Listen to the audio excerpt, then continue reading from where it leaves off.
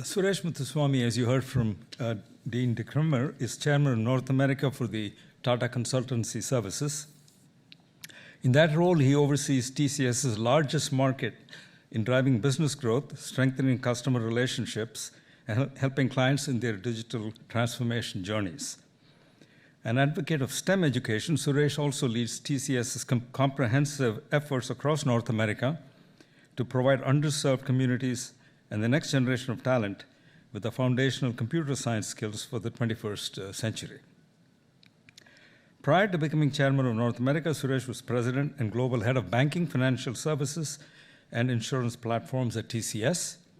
In that role, he was responsible for creating a vision, driving digital and business strategy, overseeing business and digital transformation efforts of their clients, and leading TCS's global service delivery across financial services and insurance. And prior to joining TCS, Suresh had another life as an entrepreneur. He also led a technology group in India and worked on a startup consulting company. Please join me in giving a warm welcome to Suresh Muthuswami.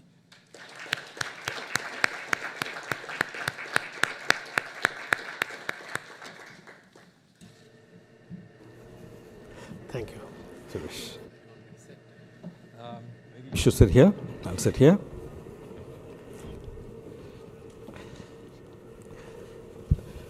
So Suresh, it's really, this is a long time in the making. I've been trying for a year and a half to have you here.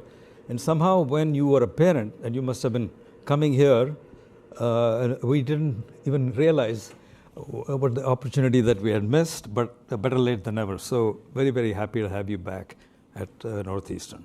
Thank you. Thank you for inviting me, and thank you, Dean, for your kind words and for the warm welcome. What a beautiful campus. And we first came here, we visited with Amrita a few other schools, but we just fell in love with the campus. And that's one of the reasons, I guess, she went to school here. It looks like, you're in the middle of downtown, but you don't realize it. The campus is so fantastic. Congratulations to all of you. You've been here for a long time. So. Yeah, I've been here for a long time. But there was nothing here when I started, but the campus certainly has changed a lot. I want to start by talking to you about TCS, because it's a company I greatly admire, and I think among all the Indian companies that have gone global, from my mind, it is easily the most successful.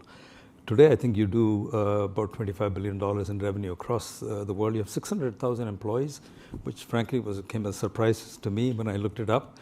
And you have almost 50,000, I think, or 40 or 50,000 in the US, which is a very, very large number. And your market cap, when I checked it a few days back, was $170 billion. So for me, TCS is the company that really created India's IT export sector. Before that, there was nobody doing anything like that. Nobody thought anything like that was possible. Nobody would have thought that India would someday be exporting $200 billion worth of IT services, which is almost half of all of the exports of services out of India. So I start by saluting you and your company for what you've done for India and for the whole industry over all these years. What is your understanding of why TCS has been so successful in this becoming India's largest, I'd say, most successful multinational company? Yeah, thank you. We started our business, as a export-oriented company. If you look at most of the corporations, they start serving their local market, then they expand. But TCS always felt we need to serve clients, especially in the US. We call it our home market. We have about 53% of our revenues coming from North America. So we started with that premise, and we chose to be in the technology industry. If you think about this industry, right from mainframe to client server to all kinds of changes that industry went through, the era of .com to now cloud computing to now AI and machine learning, now generative AI. So it's constantly changing industry where our approach has been to really get close to our customers and understand not only the technology that they're using, but also understand their domain. What I mean by that is the industries they operate. It could be banking, retail, insurance, or manufacturing, life sciences, and you saw in the video some of the industries we serve. So we call that contextual knowledge. So not only our employees understand the technology, but they also understand the business domain and how to apply technology to that domain. How do we solve a retailer's customer experience problem, or how do you help a pharma company with drug discovery, and those are the kind of things that our company focused on. Our employees are how do we solve a business problem using technology, because technology changes rapidly. So that's the journey we undertook. One of the there are a lot of reasons we are successful. Mostly we will credit to our customers and our employees, but we created a model called Global Network Delivery Model way back. The reason is that if you want to consistently produce high quality services and software, you need to standardize processes, and also you need to work across different time zones, and the notion that you have to be physically in one building or space to develop software or solve a business problem. We believe that had to change, and we came up with this model. So when we introduced that model, we had people from our employees working out of Europe, India, North America, Latin America, everywhere, solving business problems. Then came agile computing. Then we kind of adapted to that, where the agile computing means you need to solve these problems in a shorter time frame instead of taking projects for multi-years. So then we created agile workspaces where in real time people were able to work together to solve a problem, and that really helped us coming up with this idea that your computers, the resources they use, they can be on the cloud, and we installed collaboration software, improved security. So when the pandemic came, that was no problem for us, because we had already had this setup. People were able to help clients almost instantly. So those are the kind of reasons behind it. Today, last financial year, we closed about $28 billion, $27.8 billion in revenue, 600,000 employees. We have about 50,000 employees between here and Canada. We started our business in North America in 1971. We opened our first office in New York in 1979, in Toronto in 1991. But the success is really about our customers, how we call it customer centricity in TCS. What that means is that you really need to understand your client and what their business is. Not only that, we will have relationship teams dedicated to the client. They usually work out of their office, and all their, they think 15 hours a day thinking about the client, and sometimes they know a lot about, their problems. Clients used to joke, you guys know more about us than ourselves. So that's the kind of culture we built in the company, client first. And then, and our focus on our employees. That's really helped us. And of course, we are a technology company, so everybody has to learn. We have, I was telling you earlier, our employees spent about 1.4 million hours in the last year alone on, on retraining themselves. In technologies, mostly now it's all about AI. People are getting trained on AI. terrific. I mean, you've rolled with the punches, and as the industry has evolved, you've reinvented yourself as you've gone along, which is pretty amazing. I want to get to the topic of the actual discussion today, because I know everybody is curious to hear about AI. AI is in the news all the time. And we're all wondering how much of this is hype and how much of this is reality. And you, as a consulting firm working with, I think you said 1,000 companies in North America, are feeling the pulse of the industry on a daily basis. So who better than you to tell us, where is this AI really being used by companies? Are there industries where it's more widespread? Are there applications which are more widespread? What is happening on the ground? I want to be careful. Venkat is sitting here, and he did his PhD in AI 30 years ago. So I also learned in my, and I got my master's program in computers. I learned one semester dedicated to artificial intelligence.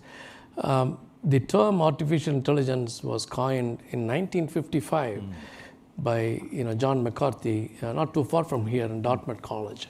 So AI has been around for a long time.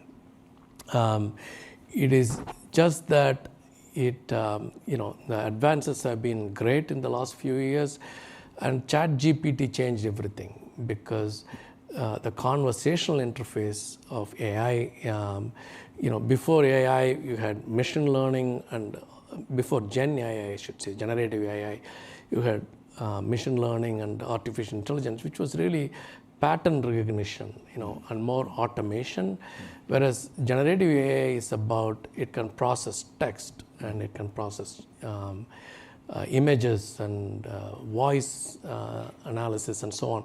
So the technology has been around for a long time, as Venkat can vouch for it.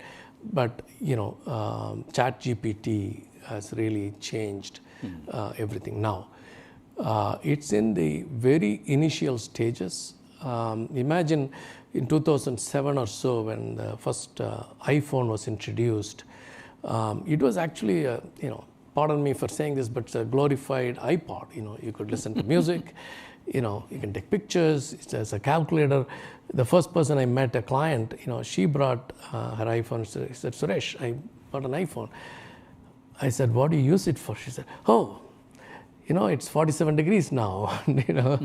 That was the initial application of it. But look at today. I mean, sometimes I don't even carry any other device. I can do, if I am in back-to-back meetings, I can do business with my iPhone. So it has become very powerful. Why? Couple of reasons, right? It's really the computing platform has improved tremendously. It is sometimes it's better than some of the old personal computers, that has so much power. And between 2007 and now, enterprises have invested a lot in updating their back-end systems to work with this technology.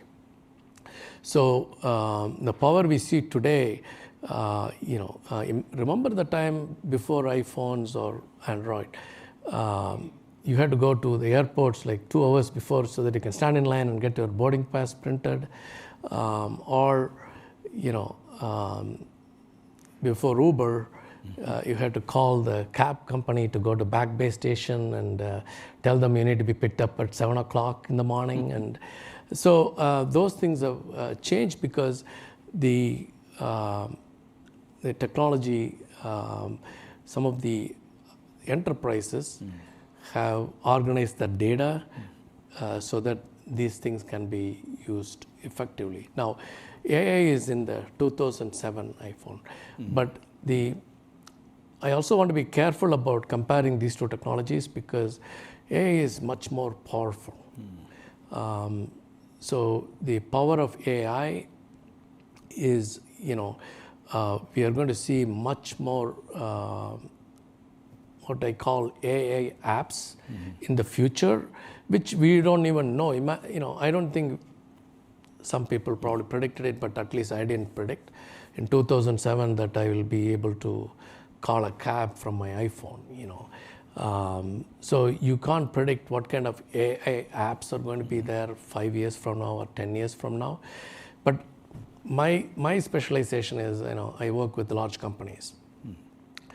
Large companies have a lot to do in organizing their data, before they can really use the power of this technology. So, one of the things that large companies have to do is really to update their business process. The business process have to change. And I'll give you an example, and then I'm sure you have more questions to ask me. And I was talking about the Uber example. Before Uber, you had to call your car company, right? When I used to call them, they used to ask me 7 questions. Where are you calling from? What's your address? Where do you want to go? What time you need to be picked up? How many people? How many bags? How are you going to pay? Right? The 7 questions they used to ask. So that's really their business process. Probably the dispatcher had a checklist of things to ask. But when you use Uber, all you need to do is to enter the address where you want to go. And that's the way that brilliant business process was implemented. If Uber had to implement a process by which you had to answer all those 7 questions, I don't think they would be successful. I don't think anybody would be using that. Now, they kind of gave that problem to us. If you have 4 people, you call Uber XL. If you have 3 bags or 4 bags, you get an SUV. So that is really your problem. If you have 5 bags and you call an Uber X, it's really your problem. So, you have to pay for it, or you need to find another transport to carry your luggage. So companies will have to think how they're going to leverage this powerful technology and how they're going to change their business process. That's going to be the challenge. So are they starting to do that? Are the ones who are using it, are they starting to do that? And how far along are they in that journey? So I will also tell an enterprise problem, and I did not address your earlier question about how they're using it today. So the enterprises, if you look at large enterprises, especially in the United States, many of them have grown many of them have grown through acquisitions. So when a bank acquires another bank, many times what they do is they want to integrate quickly, and say they leave some of their systems with similar functionality alone. So if a bank had a loan system, they leave the loan system alone. They had their own loan system. So if they buy another bank, that system remains. So what happens is data is sitting in multiple databases or data lakes, data warehouses, sometimes in spreadsheets. So if you want to leverage this powerful technology, so you have to do a lot of work in organizing the data so that your LLMs, whether existing LLMs, or I want to talk about purposive LLMs that they can build that can learn from that. So today, like I said earlier, we are in the very initial stages. So most of the initial use cases are around customer service, bots, and summarization. Can you read these policy documents and tell me, summarize it for me, whether this customer is eligible for this or not. Helping contact center employees with that information. Those are primarily, or in regulation, in order to avoid regulatory penalties, can generative AI go through the procedures, which are like 200-page documents, and highlight what they should be doing. So those are the initial use cases we are seeing. And but there are, like I said earlier, you need to do a lot more work on the enterprise side to get the benefits, which will happen. It's not. It'll happen sooner than the iPhone analogy I was giving. The iPhone analogy is very helpful. So you're saying we're now in AI 1, like iPhone 1, but it'll evolve to iPhone 14, maybe faster than the iPhone evolved. And the organizational changes may be the bottleneck. Rethinking your processes may be the bottleneck to faster adoption. Is that a fair conclusion? It's a change management, organizing your data, change management, training your employees to how to use it. So we have this, we think like, AI assist, augment, and transform as the three phases where in assist, a worker works with artificial intelligence to do their job better, and then the AI can help the worker do her job better. Then augment is the next phase where you use the power of the models to get the work faster, and then the transformation is really what I talked about. Get the enterprise data organized and maybe think of changing your business processes to achieve the end outcomes. Are there particular industries where you're seeing more of this adoption? So we launched a survey of the futurists who are really thinking about what could happen to society on the technology or various things. Not only technology, they also assess societal implications for any other changes that are coming. So we launched a survey with futurists. Not only we have a team of futurists in TCS, but also outside and in academia and so on. And 90% of them said that AI is going to benefit workers big time. And then they, which I totally agree with, one of the findings was they said financial services, education, healthcare are going to be the initial set of industries where they will get benefit from this technology, followed by other industries. I can see healthcare, even life sciences companies using it for advanced drug discovery. So healthcare can benefit by providing preventive care to more, rather shifting to preventive care rather than reactive care today. And manufacturing can benefit from, especially using AI and digital twin technology to solve supply chain problems. So every industry is going to be, benefiting from this technology, but these are the kind of front runners, I guess. You talked about how this is going to benefit workers. We'll want to get to that in a minute because I'm sure a lot of us are worried about our jobs and what AI might do to our jobs. But let's start with the consumer or the average person. How is AI likely to affect their lives? I think it is going to affect their life for the better.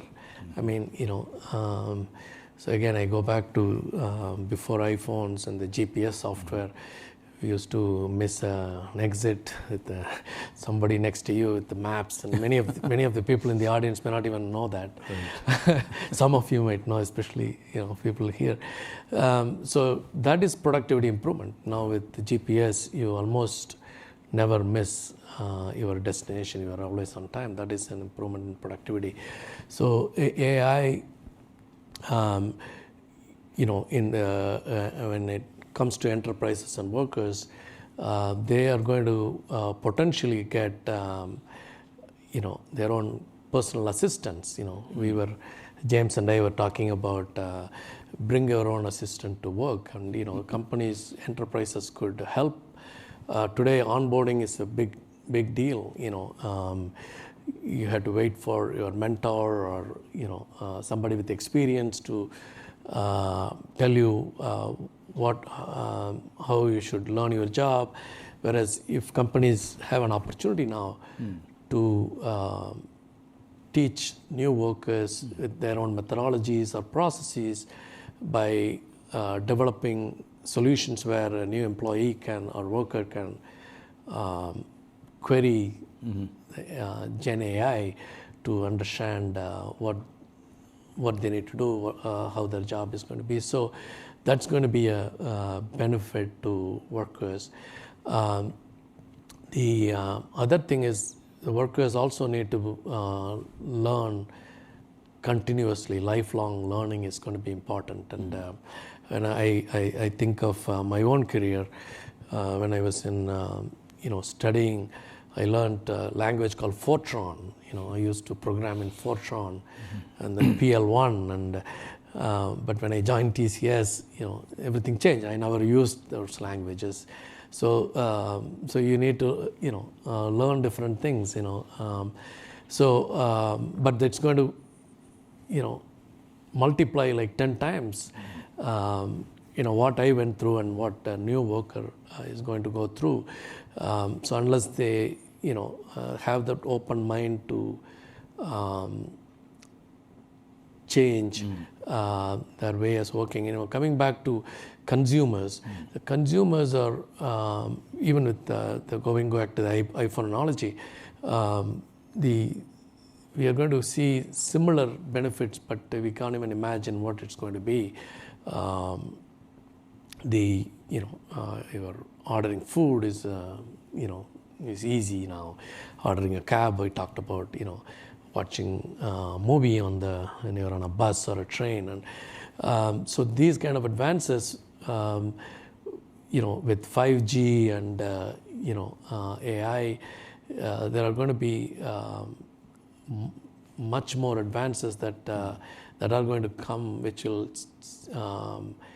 really help us to lead better. AI will improve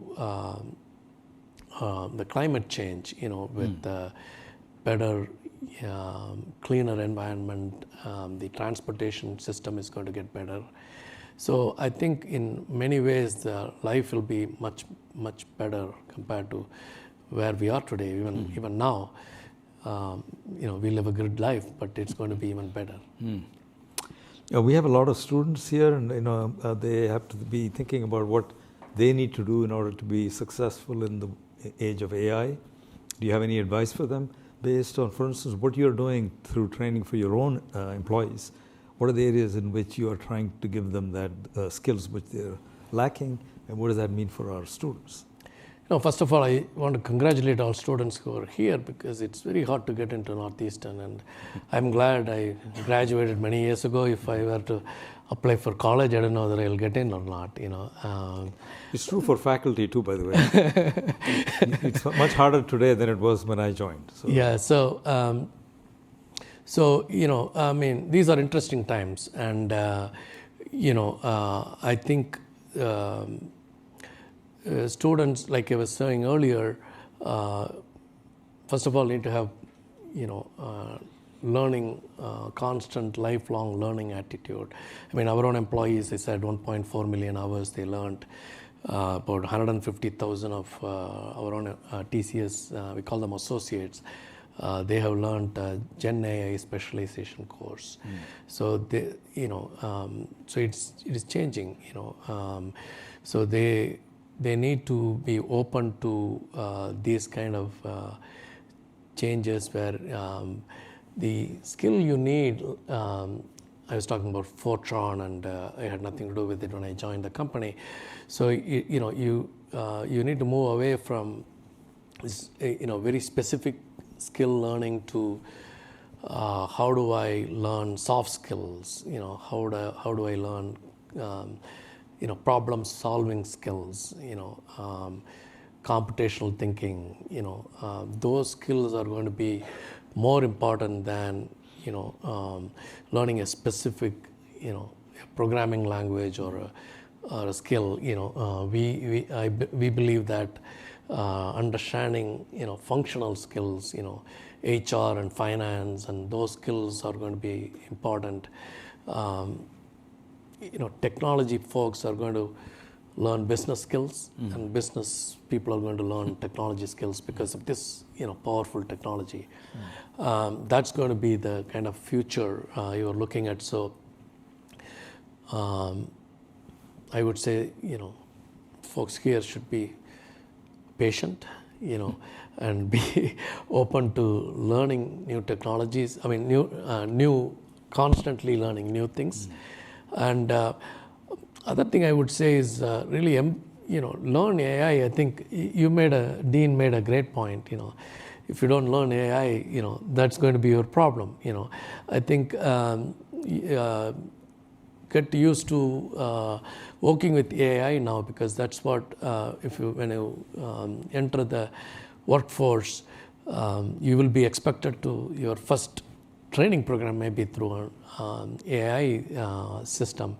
So I think those are the kind of qualities I think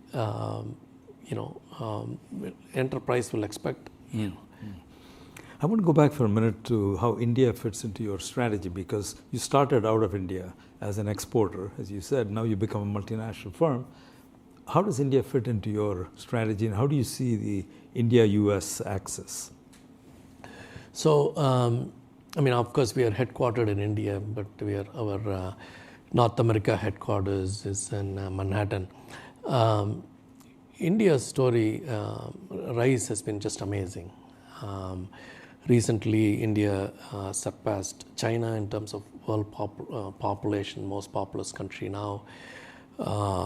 It's largest, the economy is growing fast, the fastest growing economy. The predictions are between GDP growth of 5.9 to 8.4. The growth is really coming from private consumption and government spending on infrastructure. I was recently in India. They're building metros, train stations everywhere. New highways are being built every day. So government spending. Another thing very interesting about India is the government's efforts in digitizing. The federal government, the central government, as well as the states, they have built citizens program, citizen portals to many of the services have been now electronic, and the use of equivalent of your Venmo is unbelievable. There are so many platforms, right from street vendors to your retail stores use electronic payments, which is unbelievable. Even ahead of some of the advanced countries. So when you look at the bilateral trade between India and the US, it was 120.9 billion in 2020, grew to 191 billion in 22. So the bilateral trade has been growing significantly, and lots of trade is all centered on technology. Even look at our own company, TCS. We have about 1,000 clients in the US, and about half of Fortune 500 companies are our clients. So there is, not only we help them here, but also we help them with their global footprint as well. So that speaks about how technology is part of the bilateral trade. And our group company has been in a tremendous growth path. We announced that we are entering the semiconductor field. By 2026, we'll launch commercial production of semiconductor fabrication unit in India. So, it's just an amazing story. There is also collaboration between the countries in critical infrastructure and cyber and so on. So I think, and many U.S. companies see India as a market for the middle class is growing rapidly, and they are all setting up shops there. So I want to just conclude by something that showed up in the video, which is quoting your founder of the company, Jamsetji Tata, who said, "In a free enterprise, the community is not just another stakeholder in business, but in fact the very purpose of its existence," which is a philosophy that is very hotly debated in many other societies and companies. How does that philosophy permeate TCS and the way you operate today? I think, the whole philosophy around community has been built into not only TCS, but the entire group company. You also saw that TCS and many of our peer companies are owned by Tata Trust. So, which is really a philosophical trust, right? Now, I have to tell you a story about our founder, a couple of things. One, in 1877, almost 150 years ago, he started a textile mill in a city called Nagpur in India. And he found that women, they had young children and they didn't have childcare facilities. So he opened 2 childcare facilities in 1877. And then I believe their sons, small boys, used to come with lunch for their mothers who were working in the facility. Then he started schools for the boys. So the boys will drop off lunch and then they go to school. Then they used to have evening schools for the workers. So, that's the kind of a culture they built. And when one thing he realized in the late 19th century was that India needs steel to build the infrastructure with bridges and buildings and so on. So in 1902, he came to the United States, went to Chattanooga, Alabama, Chicago, and then finally went to Pittsburgh. And then in Pittsburgh, he met at that time one of the foremost metallurgical engineers called Julian Kennedy. And then he went, and, of course, Pittsburgh, if you go to Pittsburgh, you see steel everywhere. There are like 50 bridges. So that's where he went there. And Julian Kennedy said, you need to go to New York to meet with a gentleman called Charles Page Prynne. And he is the guy who can help you with your ambition of building a steel plant in India. So he traveled to New York and met with Mr. Prynne and convinced him to come to India to set up steel factory. Long story short, Tata Steel is one of the leading companies in the world with steel production. And then if you go to Jamshedpur, that's where the steel company is, you will see they just transformed the city. This was done about 100 years ago. Wide roads, looks like Washington, with all kinds of facilities for workers and so on. So that's a philosophy that the company or the group believed in. And that philosophy attracts, especially not only here but also in India, attracts a lot of talent because people are they can easily resonate with this kind of societal approach. So these companies like ours not only attract the attention of consumers, but enterprises also want to work with groups like this, which are really focused on communities. And TCS, we do a lot of work in STEM education.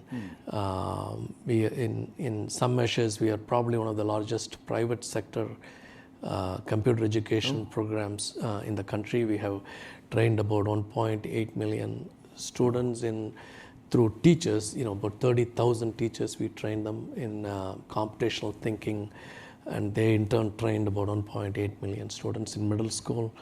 And also we run a program we launched in 2009 called Go Innovate Together, called Go IT, where we